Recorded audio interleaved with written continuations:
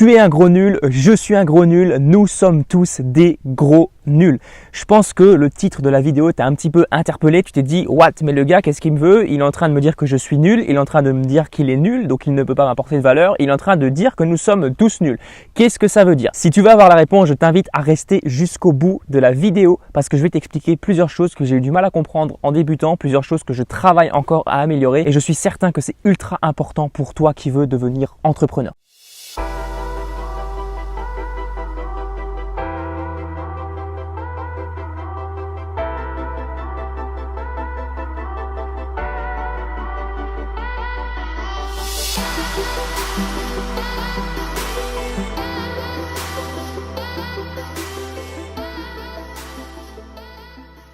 Là, tu es peut-être en train de te dire « Ouais, mais qu'est-ce que ça veut dire ce titre bizarre? Le gars, il me traite de nul, le gars, il me dit qu'il est nul. Alors en fait, il n'est pas du tout expert dans son domaine. Il n'est pas du tout apte à m'apprendre des choses. Moi-même, je suis nul, donc je ne peux pas apprendre des choses à d'autres personnes. » Non, c'est pas du tout ça l'objectif du titre de la vidéo.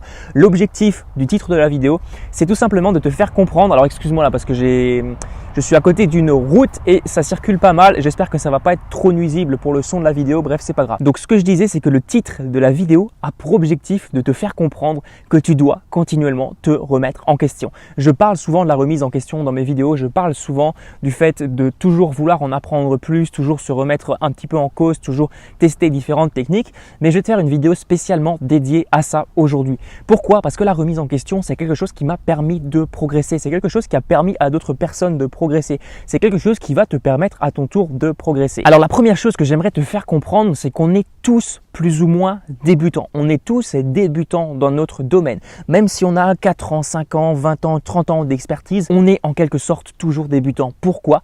Parce qu'on a toujours à apprendre. Regarde par exemple, je vais donner un exemple bien concret. Regarde Bill Gates.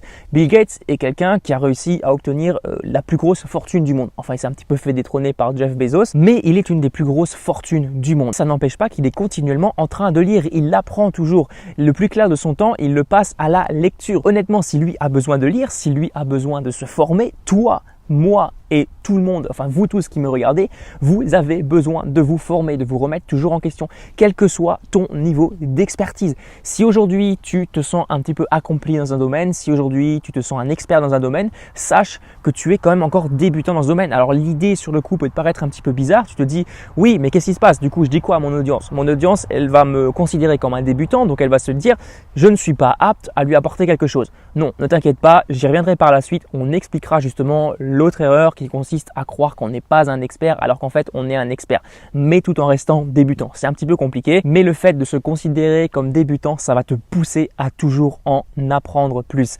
Alors bien sûr, l'idée c'est pas d'apprendre des choses qui sont inutiles. L'idée c'est pas d'apprendre des éléments qui ne vont pas te servir ensuite dans ton entreprise, dans ta vie de tous les jours. Là, je vais taper un petit peu sur le système scolaire comme je l'avais déjà fait dans une vidéo. D'ailleurs, je te mettrai une petite annotation juste ici si tu es intéressé par la vidéo. Je te parlais de différentes choses qui me poussent à croire que le système scolaire est un petit peu dépassé. Pour te le faire rapide, lorsque j'étais à l'école, eh bien, j'ai pas appris grand chose. Enfin, j'ai appris plein de choses en fait, mais qui ne me servent à rien aujourd'hui. Donc en gros, j'ai appris des choses qui sont inutiles, des choses que je vais jamais utiliser dans ma vie de tous les jours. Par exemple, l'histoire, ok, c'est bien pour la culture générale, mais au bout d'un moment, tu vas pas faire de l'histoire lorsque tu vas devoir payer ton loyer. Tu vas pas faire d'histoire ou de géographie lorsque tu vas devoir chercher un travail. Non, pas du tout. En cours, on t'apprend surtout des choses qui sont très généralistes. Par contre, les choses pratiques, eh bien, c'est un petit peu mis de côté et je pense que c'est dommage. Donc pourquoi je te dis ça? Pour la simple et bonne raison qu'aujourd'hui, je te conseille surtout d'apprendre des choses qui vont être utiles par la suite sur le long terme. Et c'est également la même chose pour la remise en question. Remets-toi toujours en question sur des choses qui vont vraiment être utiles sur le long terme.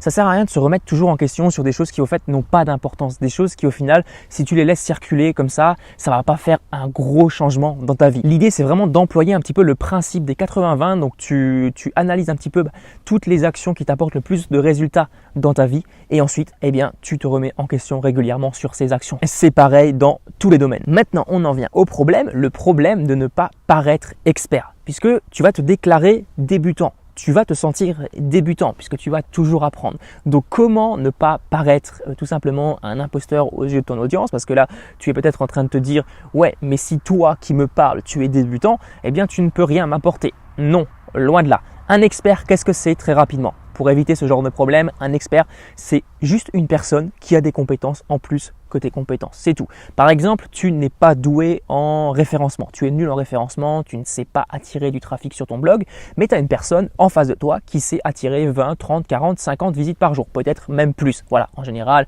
50 visites par jour, c'est pas énorme du tout, c'est un très petit trafic, mais je prends exprès un exemple petit pour bien t'illustrer ce que je veux te dire. Donc tu as une personne qui sait faire ça, toi tu ne sais pas le faire. Eh bien, dans l'histoire, l'expert en référencement, ça va pas être toi, ça va pas être une autre personne, ça va être la personne qui est en face de toi en train de te proposer un service parce qu'elle est apte à te faire passer de 0 à 50 visiteurs par jour.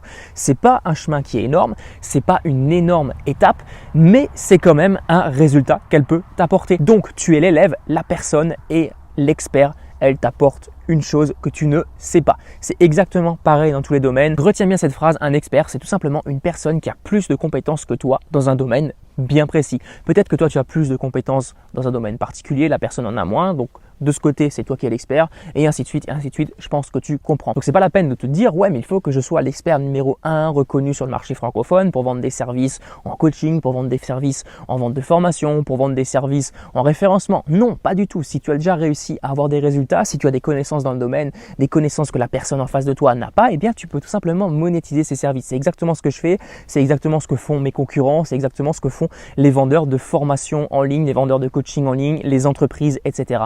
etc. Voilà, c'est un petit peu tout ce que je voulais te dire. J'aimerais juste revenir au premier point. Donc le fait de se considérer continuellement comme un débutant, ça demande une certaine humilité. Ça demande vraiment une prise de conscience de te dire, voilà, aujourd'hui je suis débutant, je peux apprendre des autres. Ok, sur le coup, ça va peut-être un petit peu te paraître bizarre lorsque tu vas demander des conseils à une personne qui est un petit peu moins expérimentée que toi dans certains domaines, qui est un petit peu plus jeune. Sur le coup, ça va te demander un petit peu d'humilité. Mais je te le garantis, tu peux apprendre d'autres personnes qui semblent moins expérimentées que toi. Tu peux apprendre d'autres personnes qui sont à un moins bon niveau que toi, mais qui sont à un meilleur niveau que toi dans un domaine bien précis. Peut-être que sur l'ensemble de tes résultats, tu es au-dessus de ces personnes, mais peut-être que dans un résultat plus précis, tu es bien moins élevé que cette personne. Pour ça, j'ai un petit exercice qui va te permettre de souvent te remettre en question, de souvent demander de l'aide aux personnes.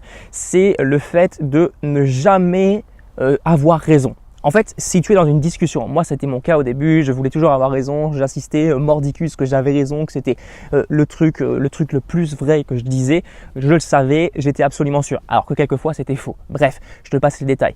Donc l'idée c'est lors de ce genre de discussion, eh bien essaye toujours d'être compréhensif envers les personnes. Essaye toujours d'accepter leur point de vue. Essaye de te dire, ouais mais si par exemple moi j'avais tort, ce que je t'invite à faire lorsqu'une personne va t'avancer quelque chose, tu n'es pas forcément d'accord avec elle, eh bien tu vas déjà première chose, accepter l'information. Tu vas te dire, ok, cette personne a de l'information, j'ai peut-être pas la même vision qu'elle. Est-ce que ma vision de la situation qu'elle avance est la bonne? On va prendre un exemple bien concret. Tu es dans le marketing, la personne te dit, voilà, telle et telle technique de vente c'est dépassé, ça ne fonctionne plus. Toi, tu soutiens que ça fonctionne toujours. Ça sert à rien de rentrer dans un débat inutile où tout le monde aura raison, où chacun va dire, ouais, c'est moi qui ai raison, c'est moi qui ai raison. Non, ça sert à rien. Essaye d'accepter un petit peu ce que va dire la personne. Ça demande une certaine humilité. Ok, et ensuite tu viens un petit peu chercher toi-même l'information et si vraiment tu avais raison, tu peux recontacter la personne et lui dire voilà, j'ai telle et telle preuve qui me dit que j'avais raison, mais ça sert à rien de se lancer dans des débats inutiles qui vont finir en général très souvent sur des disputes. Voilà pour cette vidéo, voilà pour les petits points que je voulais partager avec toi aujourd'hui. C'était un petit peu brouillon au niveau du plan pour la simple et bonne raison que je n'ai pas fait de plan, mais ça m'amuse de temps en temps de faire des vidéos de ce genre. Si tu as aimé la vidéo, n'hésite pas à me mettre un petit pouce bleu. On se retrouve très bientôt pour une prochaine vidéo. Allez, à plus, ciao!